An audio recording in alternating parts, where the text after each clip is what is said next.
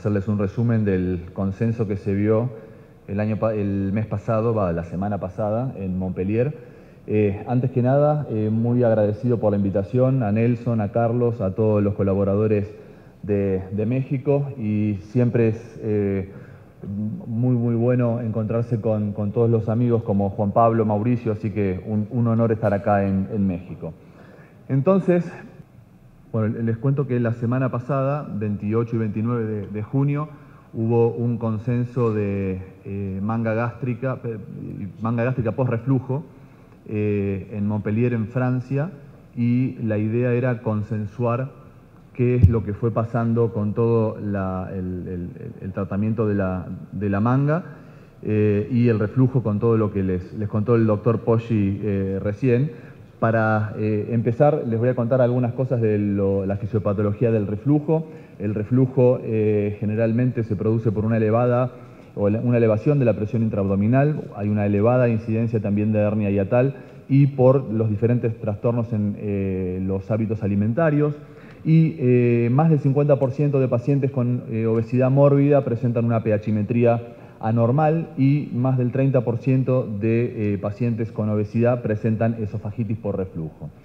¿Qué nos causa la pérdida de peso? Una disminución de la presión intraabdominal, un cambio en los hábitos dietarios, y esto lo genera la cirugía bariátrica. Nosotros con la cirugía disminuimos la presión la presión intraabdominal, y todo el grupo interdisciplinario nos ayuda luego para poder mantener este descenso de peso con todo lo que son los cambios en los hábitos dietarios.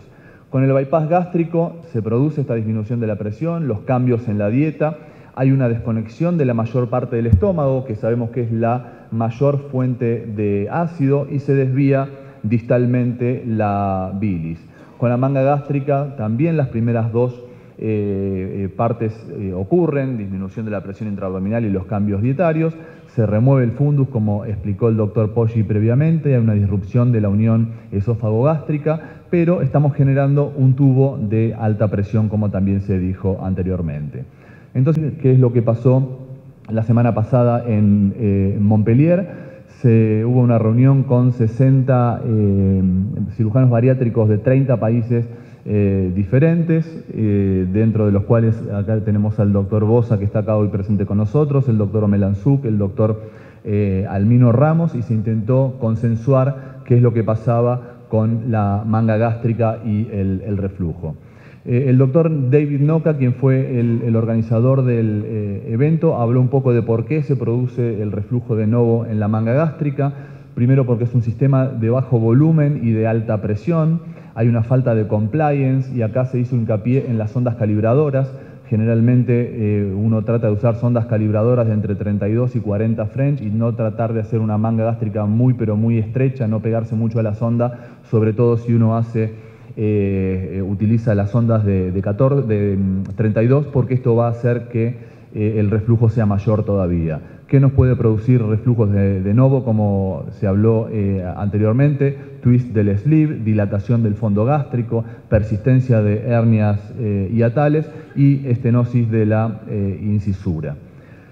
También se tocó el tema de la hernia hiatal. Entonces acá vemos nosotros que la hernia hiatal en la obesidad tiene una incidencia de más del 50%. Cuando hacemos un estudio con una seriada esófago-gástrica, vemos que 37% de los pacientes pueden ser diagnosticados por hernias hiatales.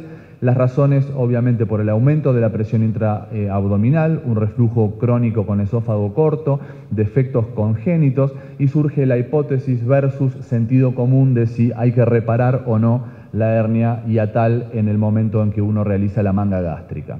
Si bien la bibliografía es inconclusa, hay mucha bibliografía, pero no hay trabajos muy fuertes en cuanto a la estadística. La mayoría de la evidencia está en favor de reparar la hernia hiatal en el momento en que uno la detecta en el intraoperatorio. Y también se vio que muchos estudios prequirúrgicos no diagnostican la hernia hiatal previamente, por lo que habría que hacer más hincapié en hacer un estudio exhaustivo de estos pacientes. Y no hay evidencia de que la exploración rutinaria del hiato haya que hacerla, digamos, de rutina. El doctor Azalia de Israel también habló del manejo de la enfermedad por reflujo post-quirúrgico, y de acuerdo a toda la revisión bibliográfica que él realizó, se vio que con el tratamiento sintomático la mayoría de los pacientes resuelven con inhibidores de bomba de protones, cambio en el estilo de vida y una dieta, y se sugieren ecografías de control en todos estos pacientes. En pacientes en los cuales el reflujo es refractario, ahí estaría la posibilidad de la realización y una conversión de un bypass, de una manga a un bypass gástrico. Se hizo hincapié mucho en el tratamiento endoscópico y no era el tópico, pero algo se habló del bypass gástrico con una sola anastomosis y la mayoría de los presentes concluía que el reflujo alcalino era elevado. Entonces, uno se pregunta si uno está sobreestimando el problema del reflujo post-manga gástrica, y también se habló de que la cirugía bariátrica tiene muchos beneficios en cuanto a la obesidad y a las comorbilidades, y hablaban también de que estos problemas se resuelven más de los que acarrea el reflujo gastroesofágico. Uno puede estar o no de acuerdo, pero es lo que se postuló en ese momento, y que la obesidad por sí misma se asocia a todo lo que es el reflujo gastroesofágico y sus consecuencias.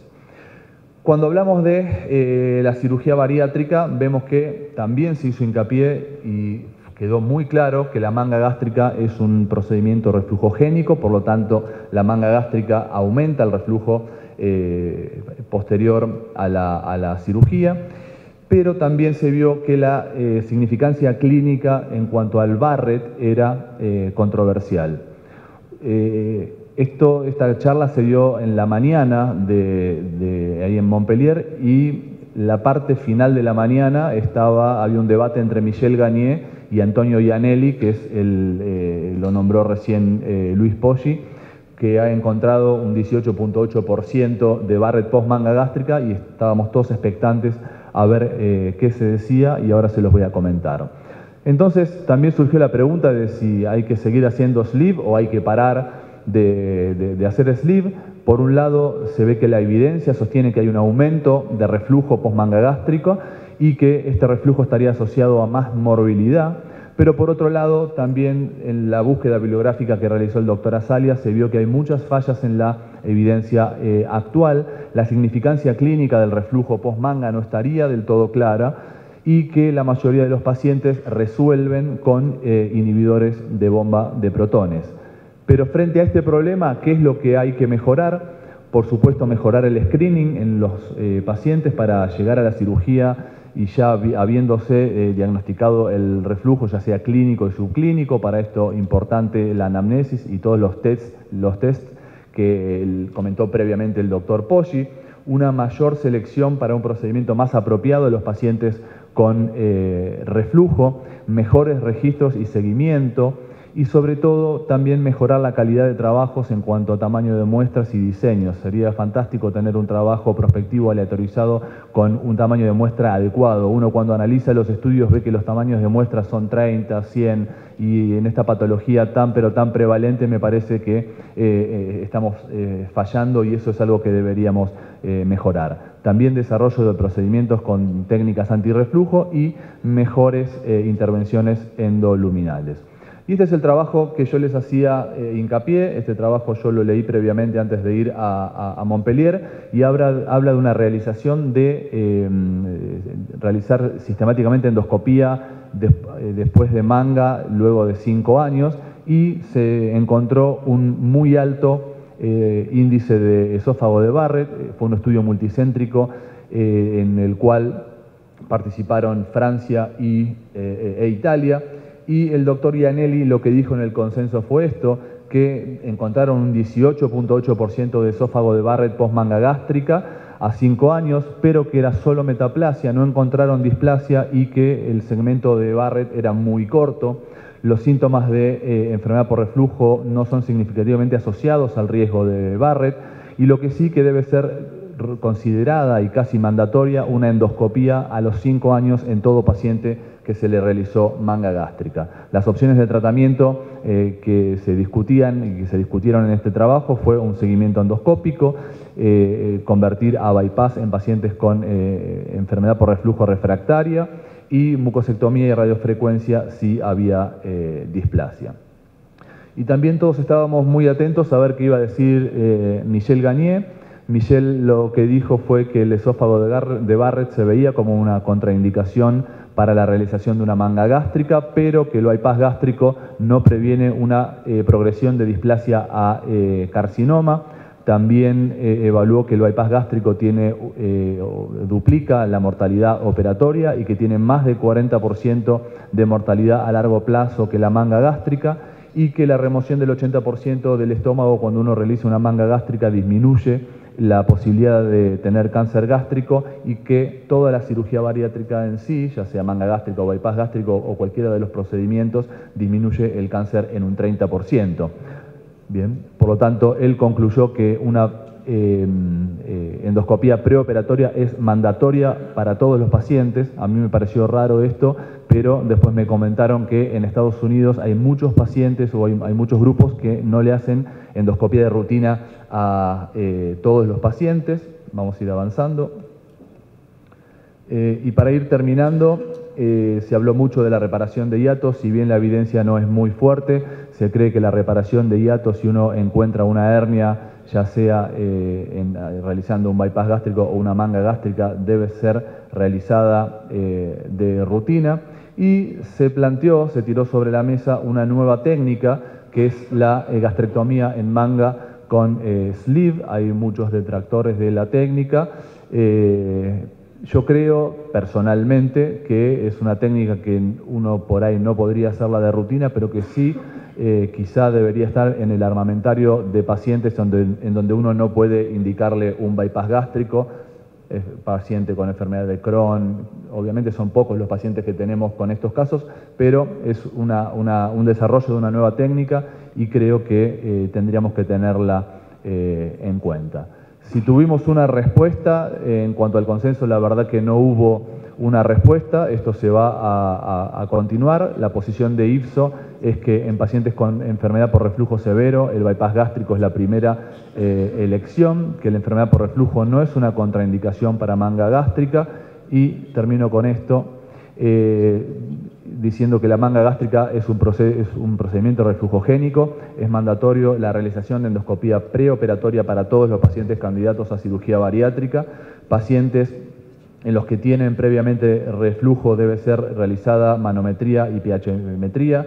No realizar manga gástrica en pacientes con Barrett o enfermedad por reflujo severo, y pacientes que tienen enfermedad por reflujo post manga gástrica, evaluar la posibilidad del tratamiento con inhibidores de bomba de protones, que es con el mayor que van a tener resultado la mayoría de los pacientes. Conversión a bypass gástrico, LINX, que seguramente habló hoy a la mañana Camilo, y reparación del defecto herniario si encontramos. Y para finalizar, una selección adecuada de cada paciente sería mandatorio para ofrecerle a cada paciente la mejor técnica que este paciente merece.